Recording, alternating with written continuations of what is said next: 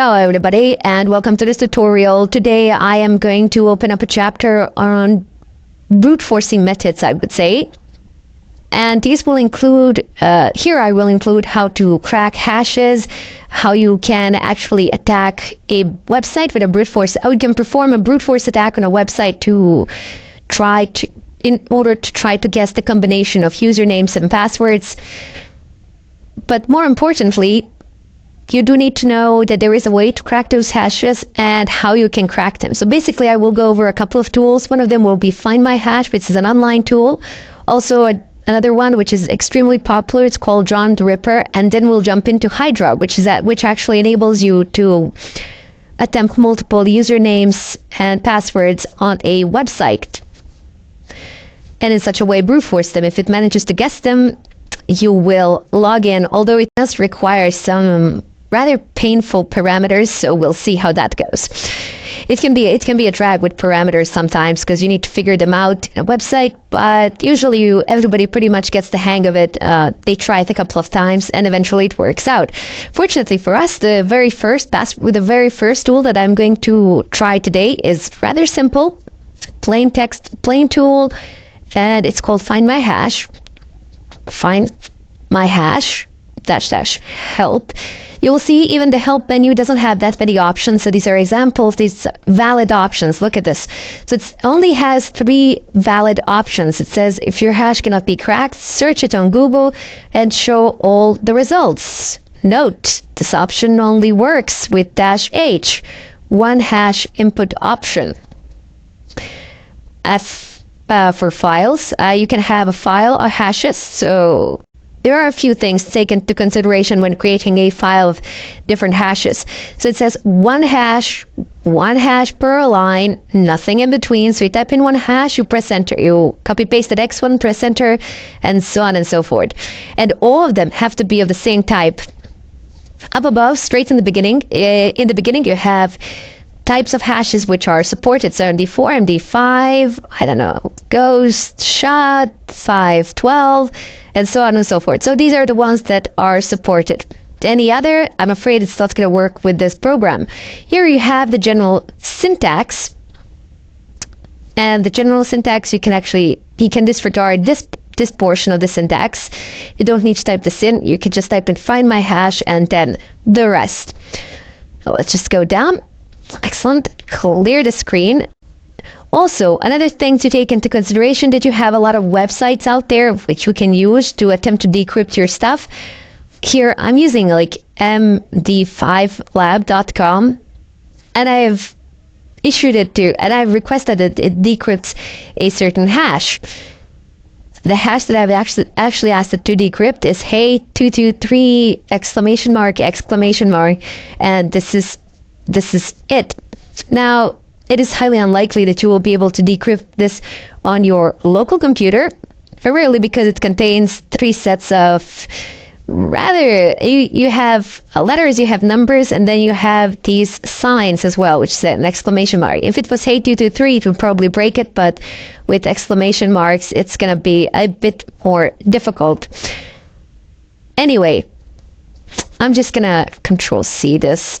I want to save this to see if it actually manages to finish later, so I can show you. Hey223 and because you should always remember that you have a ton of resources out there on the net that you can utilize, and those machines are probably a lot faster than your local machines as they are server machines. So if you can find something for free, great. If you can't, oh well. Anyway, let's go and type in Find My Hash. Find My Hash. And we're going to say it's going to be MT5 as this is a really common one. This is I do believe that this is the one used in the database that we've previously cracked. So if you extract hashes such as those from a database, you can crack them via this algorithm, in this fashion. -H for hash, and now we need to go ahead and create a hash. I don't know, what are we going to type in here? Let's use something simple to begin with, and then later on we can use a more complex things. But I want to primarily use something simple now so that it finishes in some reasonable amount of time, as opposed to having to wait for an hour or something like that. So let's just type in hey. That's quite simple, and we'll try. Let's just see if this one works out, and then we can try another one. I think this one should go relatively fast. And there we go. It is analyzing it with different things. We're going straight through. We can see the sites here as well. So it's going, and it's done. So the following hashes were cracked. And this is so weird that somebody was lazy to... somebody actually didn't bother to put an if statement somewhere. But oh well, the tool is free, so my credits to the authors of the tool. But a single if statement could actually fix this. You would have, if you have a single hash, it should be written the following hash was cracked. And if you have multiple hashes, it's going to say the following hashes were cracked. Anyway, that really doesn't matter. It has no effect to the functioning of our tool. And you can see, surely enough, there's a hash here, and you can see the word that was hashed as well. So no big deal there. Let's try something a bit more complex. Is this done? No. It's probably not going to finish, but anyway, what the hell, I might as well try. 1, 2, 3. Let's try hey, 1, 2, 3. So letters and numbers, and increased length as well. Paste, press enter, and it's going.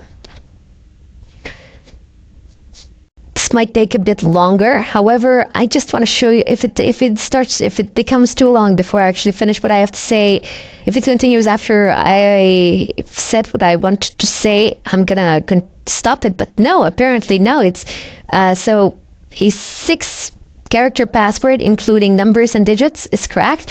Okay, let's just try one more for the fun of it. So, hey. 1, 2, 3, I don't know. Let's leave 1, 2, 3. Let's just increase this to hey with capital letters, and let's add an exclamation mark. I purely doubt that it's going to be able to crack this, maybe because I've used hey and 1, 2, 3, but let's see. If it does crack it, I'm going to be amazed. Because just adding those strange characters that you generally don't see in passwords or usernames, like exclamation marks, asterisk signs, greater than, lesser than, etc. You really make it a lot more difficult for any sort of brute forcing software to actually crack it. Primarily because, okay, so if you have letters and numbers, you have a certain amount of you have a fixed amount of characters. It's a smaller number, and if you use characters, oh man, that increases the amount of possible combinations exponentially. Because I don't know, you have like you have 10 possible numbers, and then you have the English alphabet plus English alphabet. But if you have all these numbers and all these other signs like quotation marks, single quotation marks, double quotation marks, parentheses, brackets, curly brackets, percentages, ampersand signs, slashes, backslashes, pipes, yeah. The amount of combination is staggering, and yeah. It's unlikely to be cracked. Just like with this one that we're doing now, we are unable to crack it, even though it's fairly simple. It just has an exclamation mark here. But people, as I've said, generally in a significant amount of cases, definitely above 50%, do not use these sort of markations in their passwords, primarily because it's hard to remember. And a lot of people don't tend to log in these days into anything. They just stay log in, or Firefox remembers their passwords, or Chrome, or whatever. And they don't want such passwords. I mean, this exclamation mark is not a general thing, trust me. The people generally don't put it. It would usually be, hey, 1, 2, 3, and that's going to get cracked. But in any case, it looks like that it won't actually manage to crack it. If it does, I will let you guys know, but purely doubt it that it will. Usually, I do believe that this is usually the last one it runs. But in any case, I want to bid you farewell. And in the next tutorial, we will actually use some other tools. I do believe it's going to be John the Ripper. Okay, so there we go. It wasn't actually cracked. Yeah, it can't actually crack this one, but let's see if we can do some Google searching with it. Up. No, don't. Let's see. How does the syntax for this one go? Again, you go for it.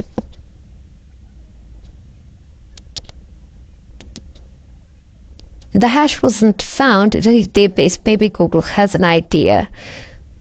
Google doesn't have any results. So sorry. Okay.